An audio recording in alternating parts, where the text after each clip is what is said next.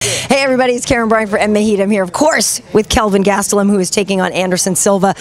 Dude, it's a little bit of a big deal. Have you heard of the guy? He's kind of a big deal. He's kind of a big deal. It's kind of a big deal. I try not to think of it or get it to my head too much, you know, but it is kind of a big deal. It does get to my head, which is why I'm taking it such, I'm taking it very, very seriously.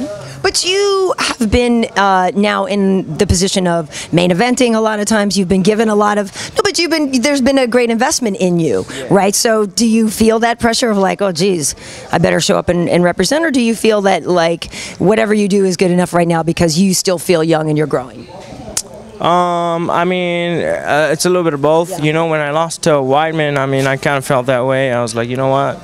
Let's take this loss. Let's get ready for the next one. You know, let's go ahead and learn from this, grow from this, and get ready. I'm still 25 years old and got a whole bunch of.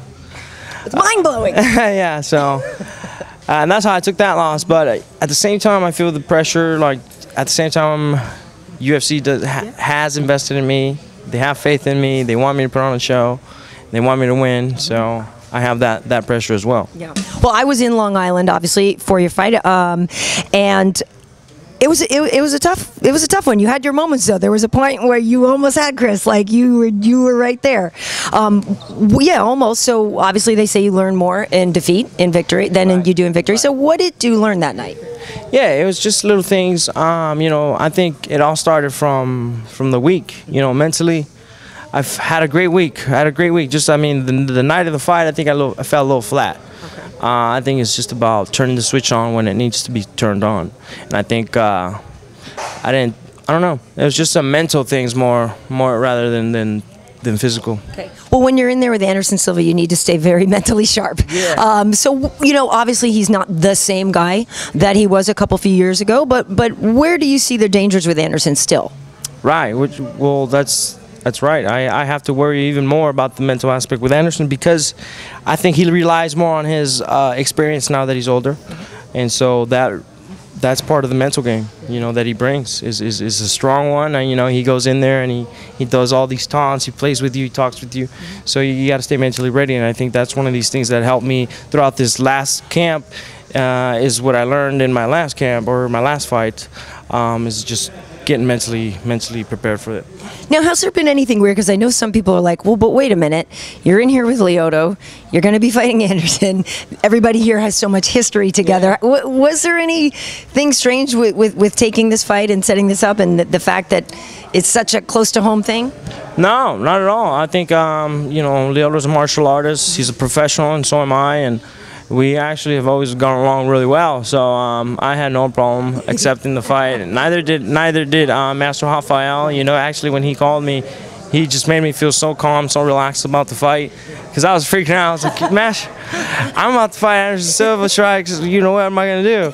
Yeah. You know, this is a big deal. And he's like, no problem, no problem. You know, he just made me feel so secure about this fight, so confident. Nice. And obviously, you're going to be fighting in China. That's a big market that is yet to really be fully exploited. So for you, what does that mean that you are kind of the ambassador? You know, you and Anderson going over there. They've had fights in Macau, but this is going to be different. So what does that mean to you? It's actually pretty cool. You know, I kind of feel the same way when I was doing the whole thing over in Mexico when that whole thing started. You know, we started from the ground up over there, and I kind of feel the same way we're doing in China. And over the next few years, we're going to start seeing China stars, you know, the way Mexican stars are rising now.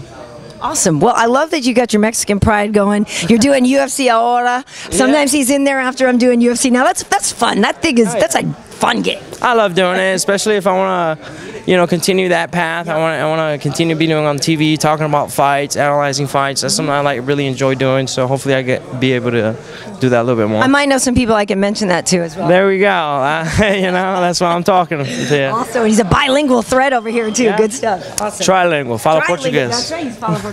Também. All right. Also, juntos, we're going to host the show together. Kelvin, always a pleasure. Best of luck to you. Thank you very much, everybody.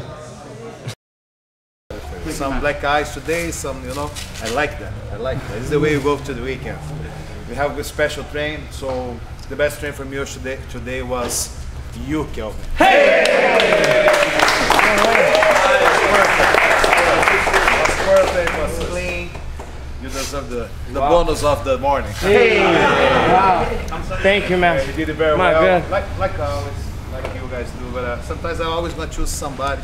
Today is the day, his day. I look forward for next day, your day. Okay? Thanks for Karyn in the house. Hey! Obrigada, maestro.